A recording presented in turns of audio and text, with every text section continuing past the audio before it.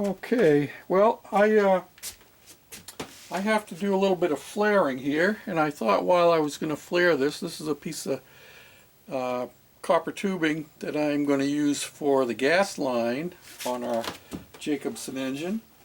And so this is 1/4 inch line, I believe. And the first thing you got to do is find the right fitting that fits inside of the copper, because you don't just do a single flare, you do a double flare, and that's what we're going to do, a double flare. And actually that felt a little bit loose. Let me try 5. That's too big. That's too small, so 1/4 inch is what it's going to be. Alright, and I see that one of my pieces is missing. Anyway, here's the way we do it. And let me slide you in a little bit closer. Closer, George. So you can see exactly what I'm going to do. And this actually has it marked on there, though I can't read it. The second one in, the first one is 3/16, and then it's 1/4, 5/16, 3/8, and 1/2 inch. And we're doing 1/4 inch. So what you do is you slide your piece of copper up in there, or your tubing, could be a brake line. And on this particular setup, this has this little shoulder. You see that shoulder on there? Yep, that shoulder is the height that you need the tubing to be above the crimping tool.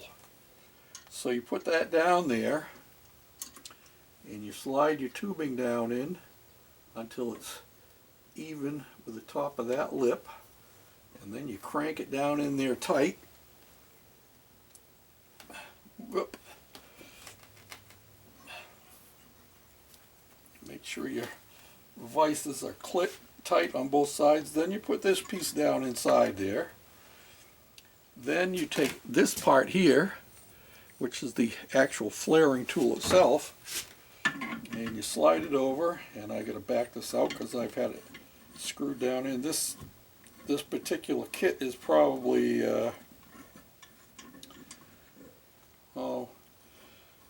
probably 40 years old, maybe more.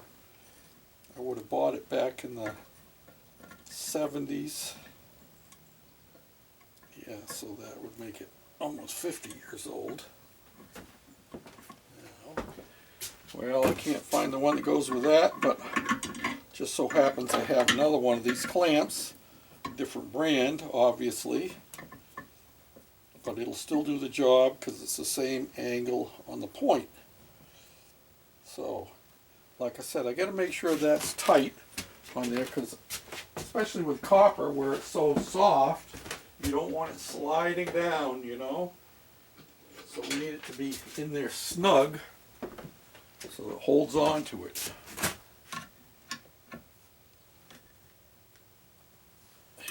There. That should be tight enough.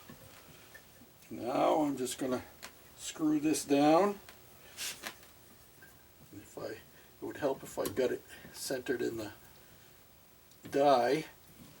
Screw this down until it gets down there flat and flush. And I'm not liking what I'm seeing because it looks like it was turning left and right. I might have messed it up already. Yep, I did. We'll see if it works. So now, and I messed that up. Let me show you. I didn't get the clamp on there quite straight.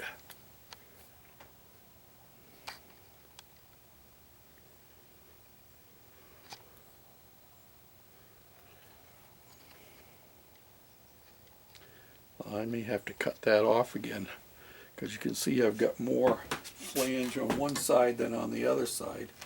We're going to try it, see what happens here anyway.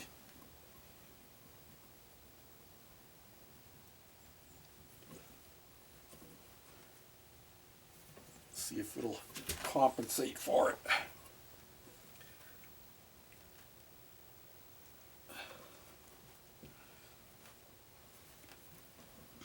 It's going to be a gas line, so have to have a good fit. Yeah, I'm not very pleased with that. See what happened? It's crooked. So I'm going to have to do that one again. That's not good. See, it should have an even flare all the way around the inside. That one would be a leak waiting to happen. Let's try that again. Well, there you have it. I think we're going to try it with this one. Still not really happy with the results because it's not perfectly square, but it seems to fit down in there okay. And see if it seals up when we put it onto the carburetor. Well, hi guys, we're back in the shop again, and as you look around, you'll see that I have pieces drying that have been painted and some that are already dry and finished and laid out getting ready for the final assembly. And I'm still cleaning parts like the studs over there that hold the head to the block, the cylinder block. See them over there? Yeah, they're all cleaned up. And now I'm going to do something that has to be done, should be done anyway, but in this particular instance it has to be done because, well, I wanted to put the studs into the head itself, but I couldn't do it because the inside of the threads were really dirty and grungy. Now, I probably should have done this before, but like so many things these days, George just forgot about it. So what we're going to do now is we are going to chase the threads. And it happens to be that these are 5/16, and this happens to be a 5/16 18 National Course tap. And I've got it on my thing here, and I've got a wrench on it instead of the slide bar. But we're going to go over there and we're going to tap out them holes.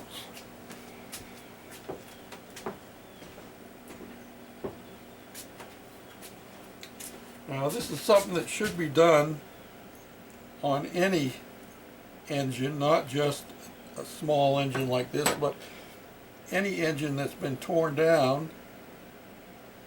And it needs to be done so that the threads will be nice and clean, so that when you go to torque them down, they will get even torque specs on them. And these threads are so dirty that I couldn't even screw in the stud. And when I looked at them more closely, I realized what the problem was. And now we're down in there, we're tapped out to the bottom.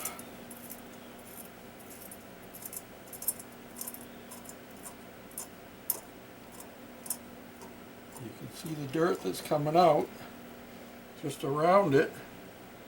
And let me show you up close again. This is the kind of dirt that came out. See all of that grunge in there? Now that might be sandblasting sand, because I did sandblast this. But no matter what it is, it needed to be cleaned out of there. So I got 3 more of them to do. And then we'll be ready to put the studs in. Hey, you see that? Now they're all tapped out. They're clean and ready for new studs. Yes, sir, Bob. One more step in the process. You can see our carburetor down there. It's semi-polished. I used Scotch-Brite on it mostly, and some small wire wheels on a Dremel tool just to polish it up a little bit. And yeah, it'll look pretty good. I think I'm going to put a clear coat on it.